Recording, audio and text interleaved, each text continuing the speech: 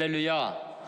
주의 이름을 찬양합니다. 선포된 말씀이 여러분 각 사람에게 꼭 필요한 은혜가 될 줄로 믿습니다.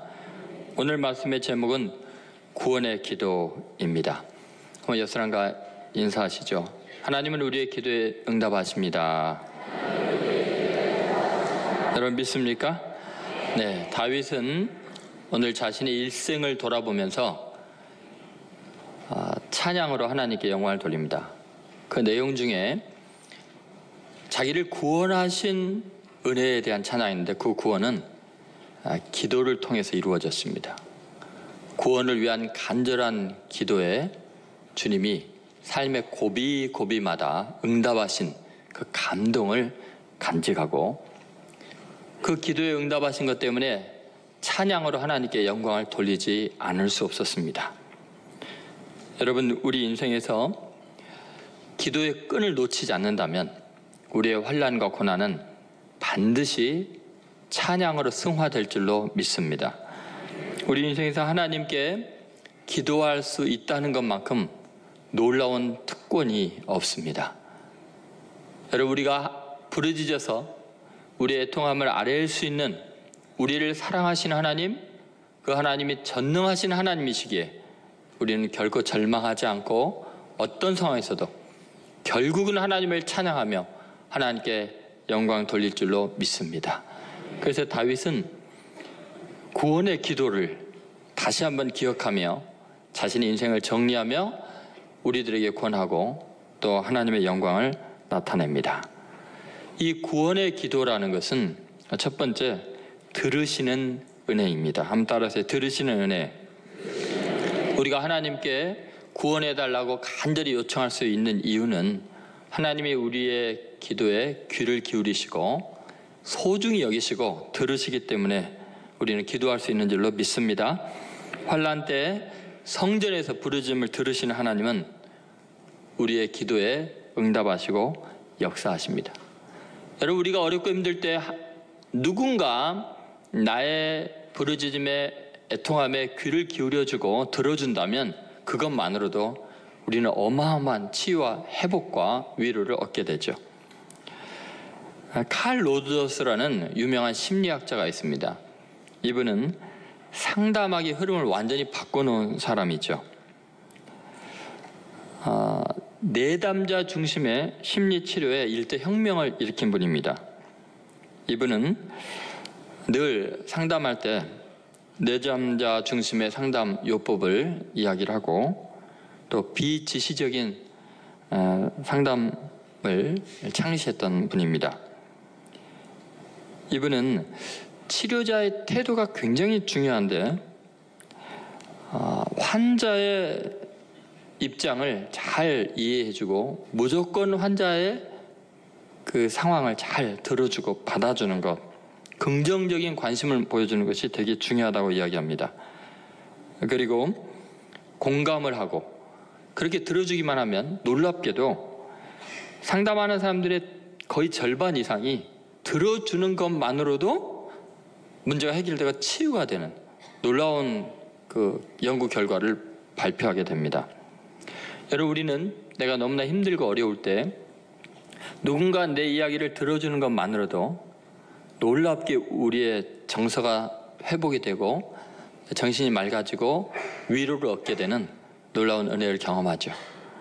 도울 힘이 없는 인생이 들어줘도 이렇게 놀라운 역사가 일어납니다. 그래서 사람들은 자기 이야기를 들어줄 사람을 굉장히 기다리죠. 사람이 아무도 안 들어주면 강아지라도 키웁니다. 개에게라도 하소연을 하죠. 여러분, 환난 중에 있는 그리스도인들은 놀랍게도 사람이 아니라 살아계신 하나님께 우리의 소원을 아뢰 수 있습니다. 우리의 아픔을 이야기하면 하나님은 귀를 기울여서 들어주십니다. 자, 7절 말씀 같이 읽어보겠습니다. 7절입니다.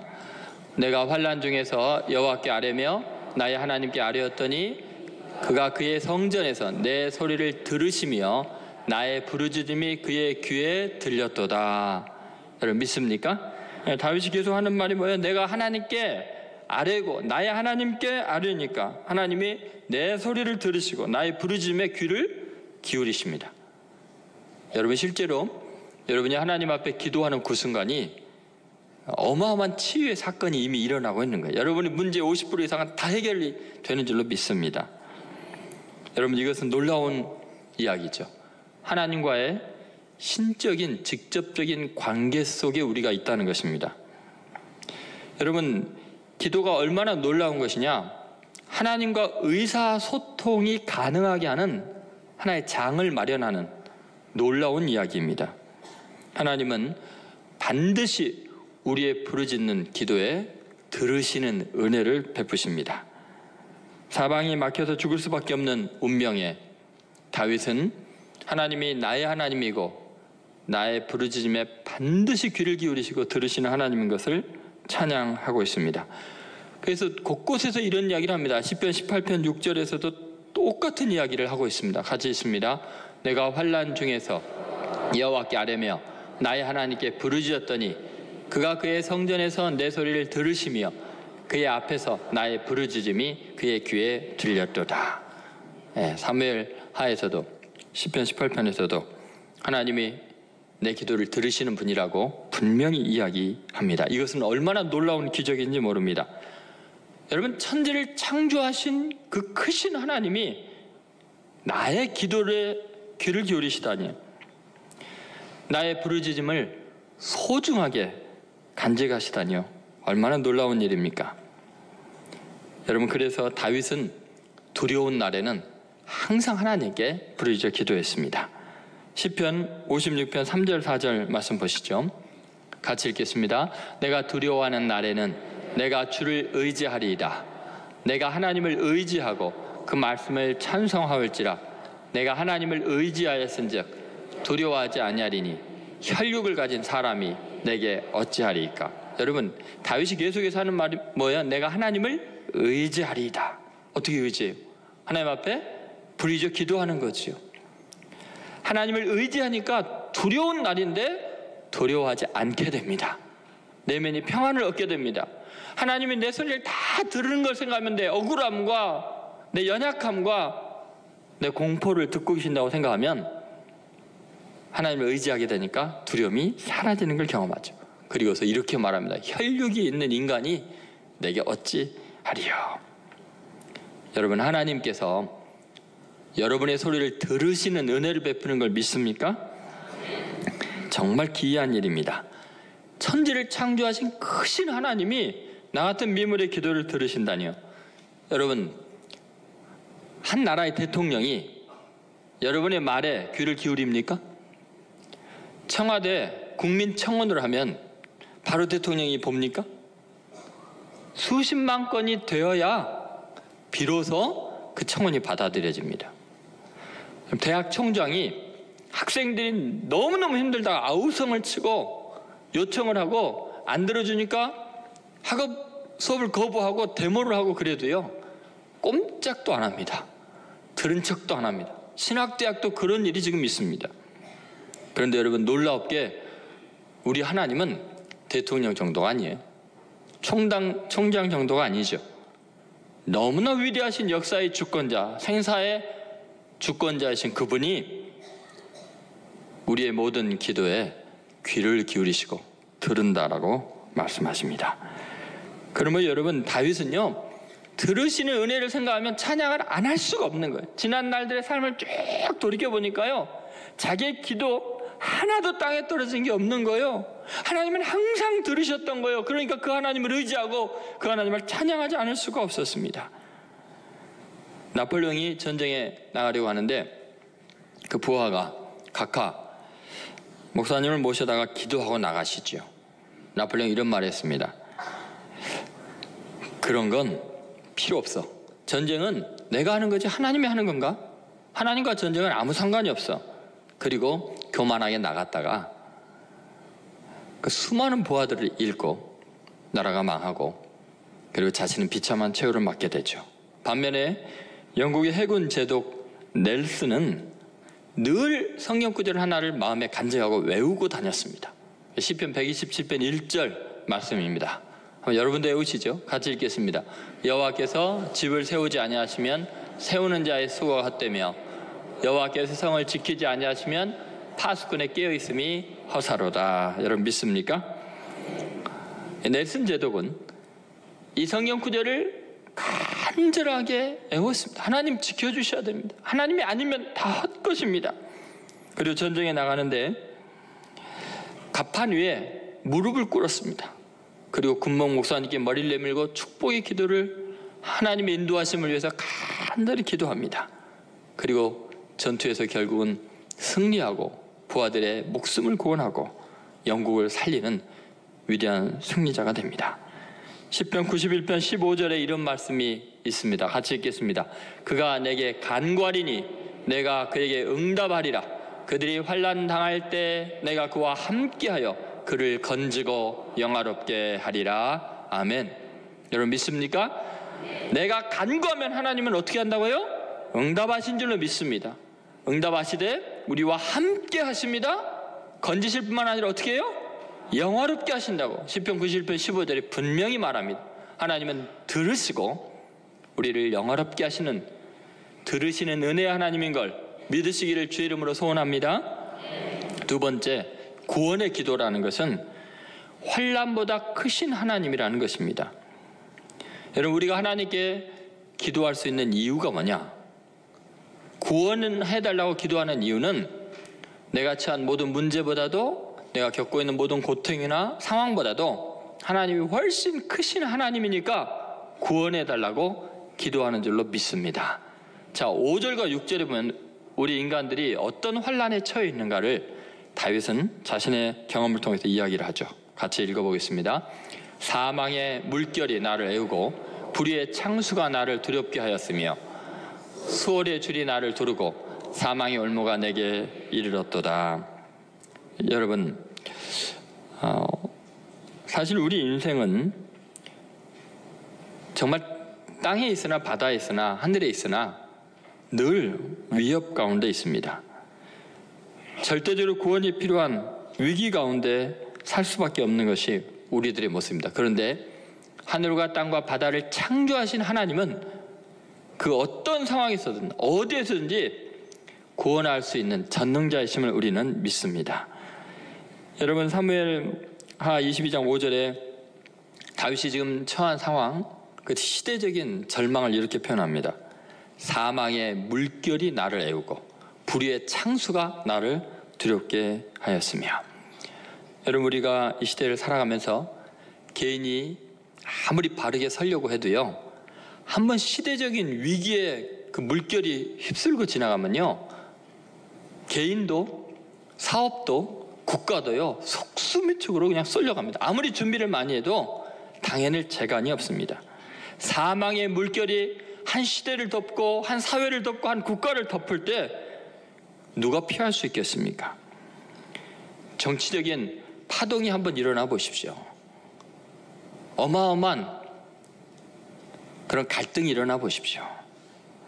경제적인 풍파가 한번 몰아쳐 보십시오.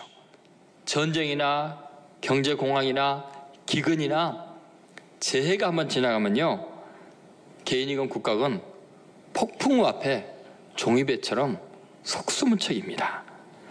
그런 어마어마한 모진 세파 속에서 인간이 어떻게 견디겠습니까? 그런데 다윗은 그 사망의 물결이 불의의 창수가 두렵게 할 때 하나님께 기도했습니다. 왜냐하면 하나님은 그 물결을 잔잔케 하고 막을 수 있는 전능자이심을 믿었기 때문입니다. 여러분, 수월의 줄이 나를 두르고 사망의 올무가 내게 이르렀다라는 표현을 합니다. 지옥의 줄이 나를 묶고 있는 것처럼 꼼짝없는 고통이 있고 사망의 올무, 거기에 매여서 죽음을 기다릴 수밖에 없는 이러지도 저러지도 못한 땅 위에서의 절망을 표현합니다. 그런데도 하나님은 그 모든 사망의 줄을 끊어버리는 생명의 주이신 줄로 우리는 믿습니다. 인류 최악의 원수인 사망의 줄이 묶고 있어도 그 사망보다 크신 생명의 줄을 하나님은 나의 생명이라 고백하며 다윗은 기도할 수 있었습니다. 여러분, 육신의 질병이나 인간관계로 인해서 비참하게 꼼짝 못하게 고통을 겪을 때 두려워하지 마십시오. 그 사망의 줄을 끊을 수 있는 권능이 우리 주께 있는 줄로 믿습니다. 그러므로 어떤 상황에서도요, 우리는 하나님께 기도할 수 있습니다. 그 하나님은 모든 상황보다 크신 신들 중에 가장 위대한 하나님이시기 때문에 그렇습니다.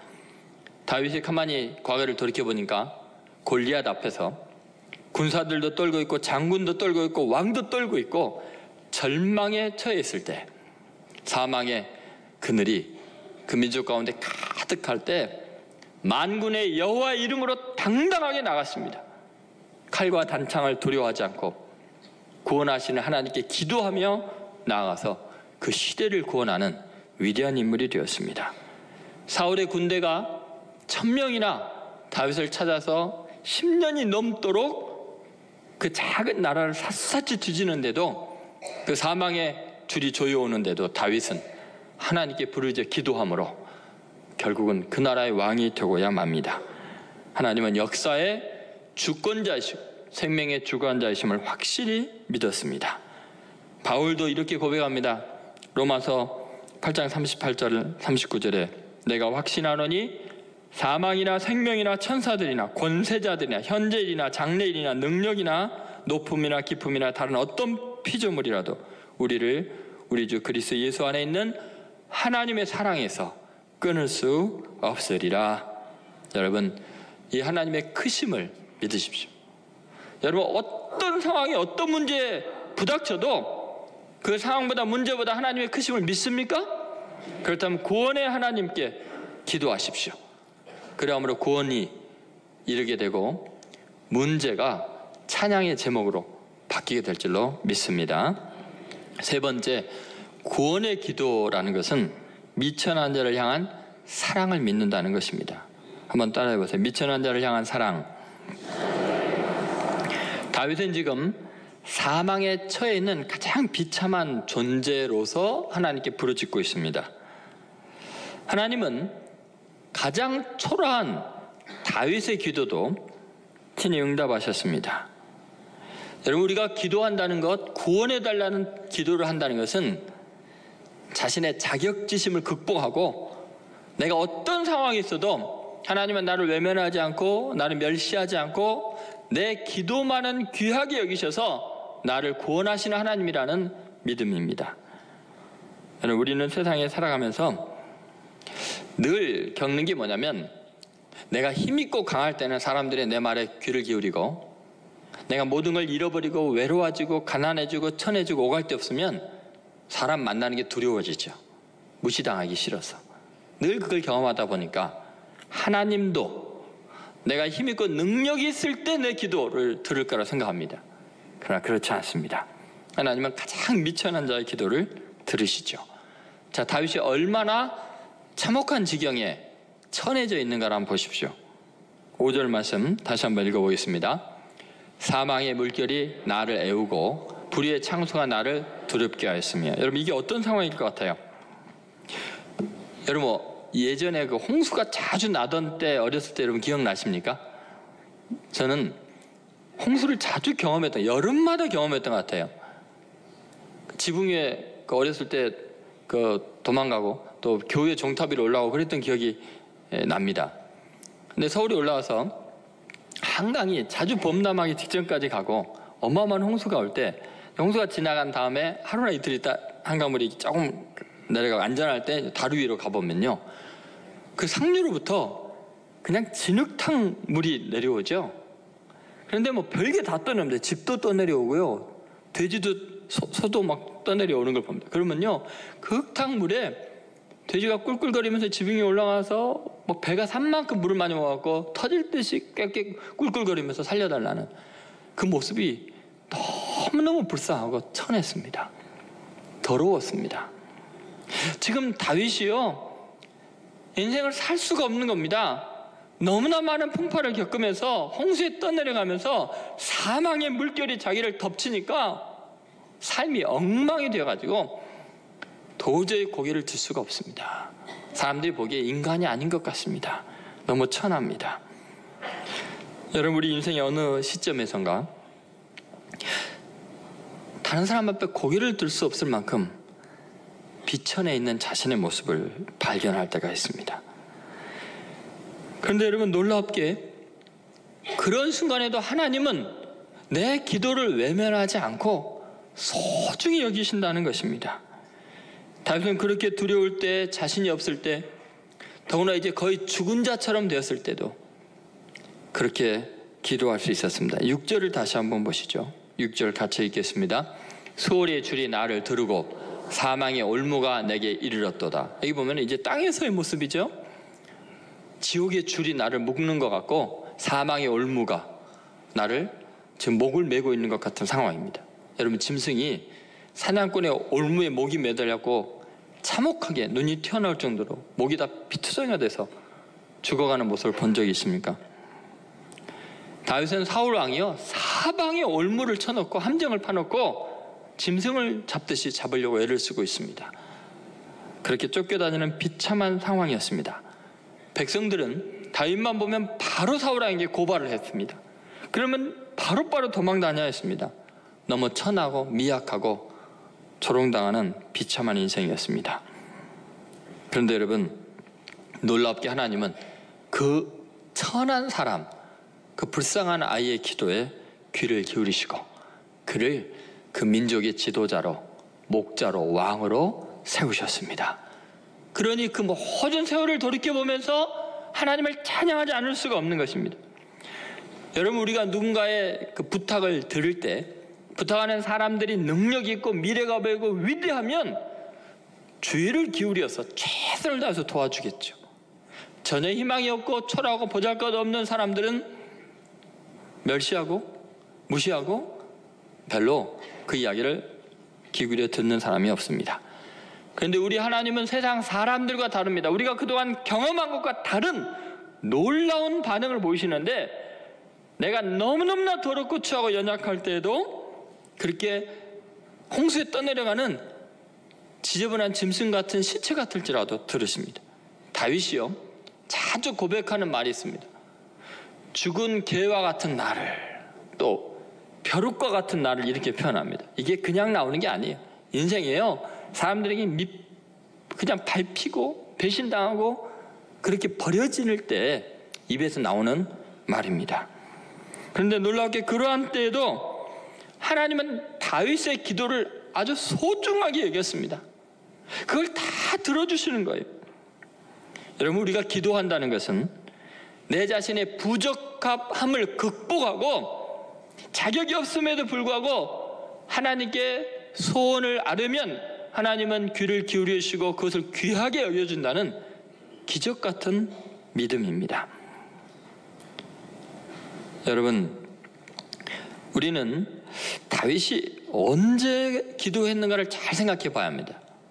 늘 초라하게 몰려다닐 때, 버림받을 때, 그뿐만 아니라 심지어요, 자기가 밧세바를 범해서 간음을 하고 그 죄를 은폐하기 위해서 우리아를 죽이고 간음하고 살인하여서 선지자에게 책망을 들어서 통곡을 하며 눈물을 흘리는 처참한 지경이 되었을 때도, 시편 51편을 보면 그때도 하나님은 그 부르짖는 눈물의 기도를 다 들으셨습니다. 여러분, 우리 하나님은 우리가 가장 미천할 때에도 우리의 기도만은 외면하지 않는, 우리의 기도에 응답하시는 하나님인 걸 여러분 믿으셔야 합니다. 예를 들어서요, 아브라함의 아내 사라가 아이가 생기지 않으니까요, 너무 답답해서 자기의 몸종인 하갈, 이집트의 노예인, 이집트에서 사온 노예인 하갈을 남편에게 주어서 아이를 낳게 했습니다. 이스마엘이라는 큰아들이 처음으로 태어났어요. 그런데 이 하갈이라는 몸종이 너무 천한 여자이기 때문에 분수를 모르고 자기에게서 아이가 태어나니까 자기의 주모인 그 사라를 이 하갈이 멸시하기 시작했습니다. 교만하게 굴었습니다. 더구나 나중에 사라가 아기를 낳게 됐죠. 이삭을 낳았는데 이스마엘, 그 아이가 한 15살이나 더 많으니까 이 이삭을 괴롭히는 겁니다. 그러니까 사라가 참다 못 참아서 아브라함을 불러놓고 당신 때문에 이런 어려움을 겪게 됐다. 사실은 이제 사라가 욕심부리다 그렇게 대놓고는 아브라함을 원망합니다. 당장에 저 여자와 그 아이를 쫓아내라는 거예요. 근데 그 옛날에 광야를 쫓아내면 그 죽을 수밖에 없습니다. 아브라함이요, 그 이스마엘도 큰 아들이잖아요. 얼마나 괴롭겠어요. 눈물로 괴로움으로 밤을 새웁니다. 그렇게 계속 시달리니까 하나님께서 나타나셔서 내보내거라. 하갈과 그 아이를 내보내라. 그래서 먹을 걸 잔뜩 주고 물을 주고 내보냅니다. 그거 이제 죽으라고 보내는 겁니다.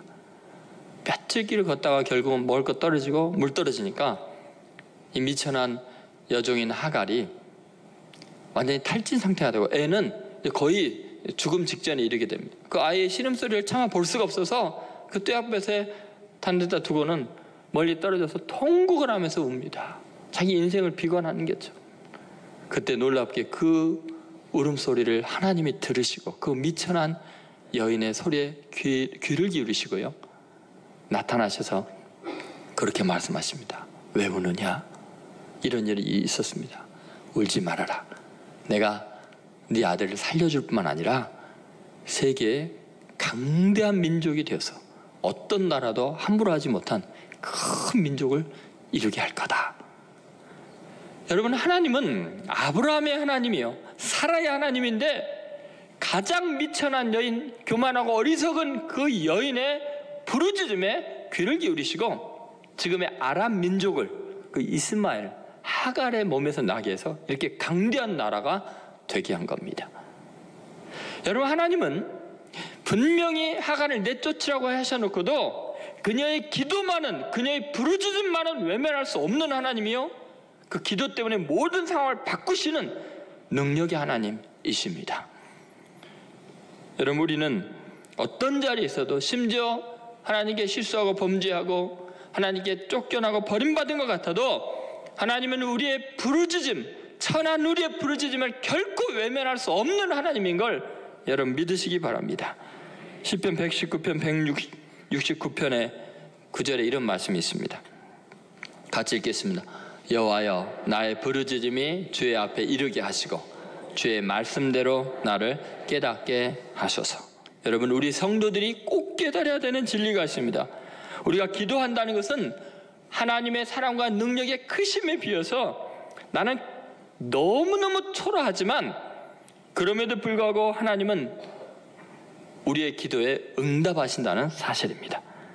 기도는 내가 아무리 미약하고 초라해도 위대하신 하나님과 만날 수 있는, 그리고 하나님의 도우심을 받을 수 있는 놀라운 기적 같은 일입니다. 여러분, 때로 도울 자가 없이 미천한 자리에 있을 때 하나님을 기다리십시오. 하나님께 기도하십시오. 시편 40편 1절에 시인은 이렇게 기도에 대해서 이야기를 합니다. 같이 읽겠습니다. 내가 여호와를 기다리고 기다렸더니 귀를 기울이사 나의 부르짖음을 들으셨도다. 여러분, 아무도 의지하리가 없이 천해지면, 너무 절망이 되면 기다리십시오. 하나님을 기다리고 기다리면 하나님은 귀를 기울이시고 나의 부르짖음에 응답하실 줄로 믿습니다. 여러분, 삼손을 한번 생각해 보십시오. 혼자서 블레셋 사람 1000명을 쳐 죽여야 했습니다. 나귀 턱뼈 하나 들고 철병거를 가지고 있는 블레셋 사람과 하루 종일 싸웁니다. 온몸이 땀으로 범벅이 되고 온몸이 탈수 상태에 빠지고 결국은 쓰러져서 헉헉거리며 숨쉬기도 힘들 만큼 죽음을 앞에 두고 있습니다. 그때 놀랍게 하나님께서 나타나셔서 그의 부르짖음에 응답을 하십니다. 그리고 오목한 곳에 물을 터뜨려서 샘물이 솟아나게 하고 죽어가는 그의 영혼을 살려주시죠. 사사기 15장 19절에 이렇게 말씀하고 있습니다. 같이 한번 읽어보겠습니다. 하나님이 레이에서 한 우묵한 곳을 터뜨리시니 거기서 물이 솟아나오는지라 삼손이 그것을 마시고 정신이 회복되어 소생하니 그러므로 그 샘 이름을 엔핫고레라 불렀으며 그 샘이 오늘까지 레이에 있더라. 이 엔핫고레라는 말의 뜻은 부르짖는 자의 샘입니다. 여러분, 우리가 어떤 형편에 있든지 하나님께 부르짖으면 샘이 터져나오는 줄로 믿습니다. 여러분, 우리는 그래서 가장 낮고 천한 자리에서도 하나님께 부르짖어 기도할 수 있습니다. 내 형편과 상관없이 하나님은 반드시 응답하시고 복을 내리시는 하나님이신 줄로 믿습니다. 말씀을 한번 정리하겠습니다. 여러분, 기도는 하나님을 내 삶의 현장으로 강림하게 하시는 기적 같은 영적인 일입니다. 다윗은 고난의 현장에서 기도했고 그 기도에 응답하신 하나님을 찬양하지 않을 수가 없었습니다. 여러분, 우리가 기도하면 고난이 찬양의 재료로 바뀌게 됨을 믿습니다. 사사기 말기에 보면 한나라는 한 여인이 절망 가운데 있습니다. 아이를 낳지 못하고 자기의 대적자 분이나가 계속 괴롭힙니다. 그래서 성전에 가서 부르짖어 기도할 수밖에 없었습니다. 그녀는 자기 자신에 대해서 스스로 이렇게 표현을 합니다. 나는 여호와 앞에 기도하는 여자라. 한번 따라해 보세요. 나는 하나님 앞에 기도하는 사람이라. 하나님이 그 기도를 결코 헛되게 하지 않습니다. 그 마음에 원통한 것이 너무나 많았던 그녀에게 응답하셔서 사무엘이라는 아이를 허락하시고 그 아이가 이스라엘의 그 영적인 타락을 완전히 새롭게 하고 다윗 왕조를 세우는 위대한 사무엘로 하나님께 귀히 쓰임 받습니다. 한 여자의 절망적인 상황, 원통한 것이 많은 상황이 기도를 만나니까 그 민족의 희망이 되고 하나님 나라의 위대한 역사를 이루는데 그녀의 인생이 귀하게 쓰임받죠. 그래서 사무엘상 1장에 그녀의 아픔과 고통이 나오지만 기도하니까 2장에 그녀의 찬양이 계속 터져나옵니다. 여러분, 너무나 힘들고 어려울 때, 나는 너무나 미천하고 원통한 것이 많을 때 하나님 앞에 기도하면 반드시 원통한 것이 영통한 것이 되고 그것이 하나님을 찬양하는 재료가 될 줄로 믿습니다. 여러분, 다윗의 무수한 시편들의 찬양은 전부 다 기도의 제목 때문에 나온 겁니다. 너무나 힘들고 어려워서 고통 가운데 있으니까 하나님께 기도하지 않을 수가 없었고 그 기도의 결과는 하나님의 능력을 경험하고 구원을 경험했기 때문에 그 하나님을 찬양하지 않을 수 없었습니다. 20세기 미국 최고의 거장인 로버트 슐러 목사님이 얼마 전에 소천하셨습니다. 그분이 미국에서 가장 성공적으로 위대한 목회를 훌륭하게 하고 있을 때 그녀의 딸 캐롤이 고등학생 때 17살 때 교통사고로 두 다리를 절단하게 됐습니다. 너무나 슬프고 절망적인 상황이었습니다. 캐롤은 의죽을 달고 끼우뚱거리면서 걸어다니는 그런 비참한 신세가 되었죠. 어느 날 온 가족이 그녀를 위로하기 위해서 태평양 앞바다 크루즈 여행을 떠났습니다.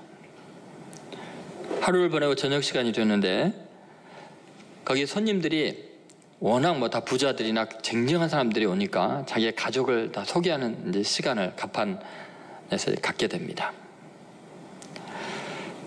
가족별로 또 장기자랑도 하나씩 하게 됩니다. 그리고 로버트 슐러 목사님 가족 순서가 되었습니다. 17살 난 금발의 소녀 캐롤이 크러치를 딛고 다리를 쩔뚝거리면서 앞으로 나왔습니다. 그 흥겨운 분위기가 갑자기 쫙 가라앉았습니다.